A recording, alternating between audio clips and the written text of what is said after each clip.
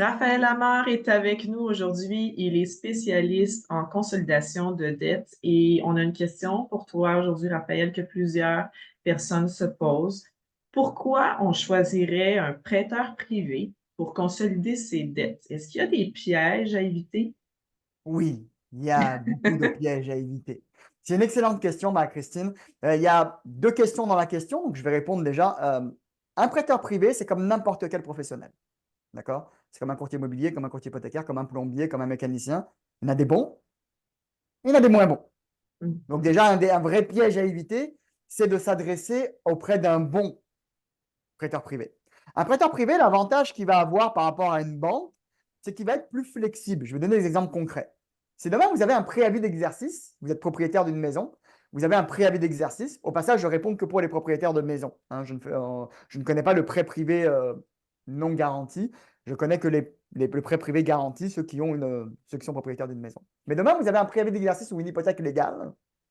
Il n'y a aucune banque à charte, les grandes banques que l'on connaît, qui va vous prêter. Donc, si demain, vous avez un préavis d'exercice et que vous appelez votre banque à charte et que vous lui dites oui, oui, j'ai un préavis d'exercice et votre conseiller vous dit oui, oui, on va pouvoir regarder le dossier, déjà, ça doit être un red flag pour vous, c'est que votre conseiller n'y connaît absolument rien. Parce que si vous avez un préavis d'exercice, encore une fois, il n'y a aucune grande banque qui vous prête, donc vous êtes obligé de vous tourner vers un prêteur privé hypothécaire. Maintenant, pour sélectionner ces prêteurs privés hypothécaires et justement éviter les pièges, un bon prêteur privé hypothécaire va déjà être un prêteur structuré. Faites vos devoirs un petit peu sur Google, allez taper le nom du prêteur, allez voir un petit peu les commentaires qu'il a. C'est extrêmement important. N'acceptez pas la première offre qu'on vous fait et n'acceptez pas l'offre avec le moins de conditions et la plus facile. D'accord? Mm. Parce que souvent, une offre où il y a le moins de conditions et c'est la plus facile, en général, ça se termine mal. Un Mm. bon prêteur hypothécaire, comme le Carrefour Immobilier par exemple, l'obsession du bon prêteur hypothécaire doit être comment est-ce que on va faire pour que dans 6 mois, 8 mois, 1 an, vous êtes capable de repasser dans le système bancaire et sortir votre prêteur privé. Le premier red flag, si votre prêteur privé n'a pas cette obsession pendant le rendez-vous, vous devez l'éliminer. Parce OK. que le prêteur privé va avoir une hypothèque sur la maison, donc va avoir la maison en garantie. Si au bout de 12 mois, vous n'êtes pas capable de payer, vous êtes en défaut de paiement, qu'est-ce qu'il va faire? Il va faire marcher son droit hypothécaire et il va saisir la maison, ce que vous ne voulez pas. Nous, la mission du Carrefour, c'est d'aider les familles québécoises à garder leur maison. Donc, on ne veut absolument pas ça. Donc, ce que Mhm. l'on fait, c'est qu'on identifie si une porte de sortie est viable, d'accord? Comment est-ce qu'on va faire pour travailler le crédit? On a des membres accrédités chez Equifax, chez nous, qui va pouvoir accompagner le client pour redresser le crédit. Et on a des courtiers hypothécaires collaborateurs qui vont pouvoir prendre en charge le client et le repasser auprès d'une banque. Ce n'est pas tous les prêteurs privés qui font ça. Il y a des prêteurs privés que j'appelle moi des prêteurs privés de fonds de garage qui vont dire oui, oui, je vais vous faire un prêt. Et puis, d'ailleurs, ils ne savent peut-être même pas comment est-ce que vous êtes capable de rembourser. Ils vont faire Mm. aucune étude.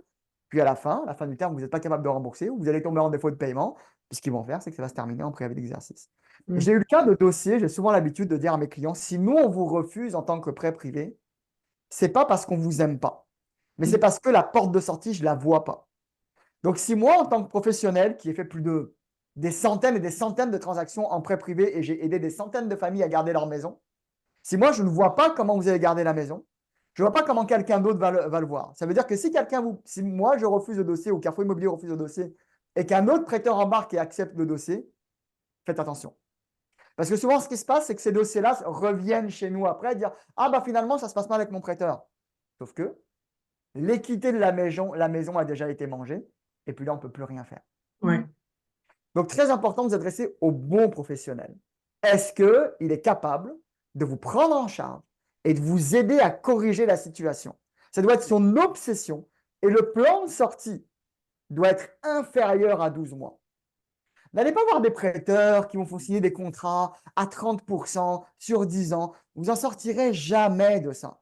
Quand tu Jamais. dis à 30 là, on parle de 30 de taux d'intérêt, là. Oui, oui, oui. Il y a des prêteurs qui existent, qui vont faire des termes de 10 ans à 25, 33, même que j'ai vu du 35%.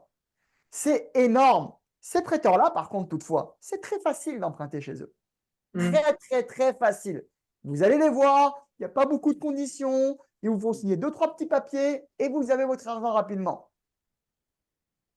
Mais c'est un peu, Eux, ça c'est un piège. Ça c'est vraiment un ben, piège parce que faut faire la attention. facilité, ça invite les gens à emprunter, donc c'est Comment, facile, mais les gens ne s'en sortent plus jamais là, après là. comment est-ce que vous allez sortir de là? Comment vous allez faire? Ou comment la compagnie va vous aider? Est-ce que la compagnie vous aide à sortir de là? Mm.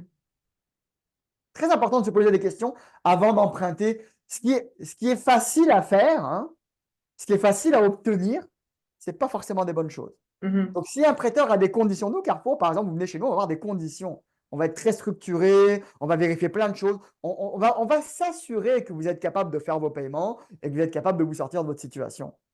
Si vous tombez sur un prêteur privé qui regarde presque rien, qui vous prête presque sans condition ou de mini-conditions, méfiez-vous. Pour moi, c'est un Ok. red flag parce que si vous n'êtes pas éduqué dans le domaine hypothécaire ou dans le domaine de la finance, qui au passage est extrêmement complexe, Mm. d'accord, vous risquez d'avoir une issue qui va mal se finir. Comment c'est terminé? Bon. Alors, Raphaël, écoute, je pense que les gens sont avertis. Euh, merci beaucoup d'avoir répondu à la question aujourd'hui.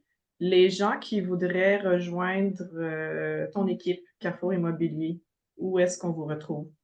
Excellent. Donc, vous êtes propriétaire d'une maison, vous aimeriez avoir l'avis d'un bon prêteur privé qui a pour mission d'aider les familles québécoises à garder leur maison.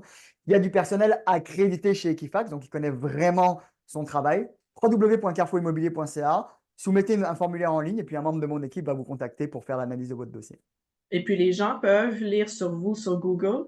Oui, oui, tapez Carrefour Immobilier sur Google et puis allez voir nos notes, Je combien pense est-ce que vous qu'on avez a une très sur, bonne note Google. sur 5. Mais on ne va pas dévoiler, on va laisser les gens faire l'exercice. Parfait. Merci beaucoup, Raphaël, d'avoir répondu à la question. J'espère que ça pourra avoir aidé les gens. Merci Marie-Christine. Bye.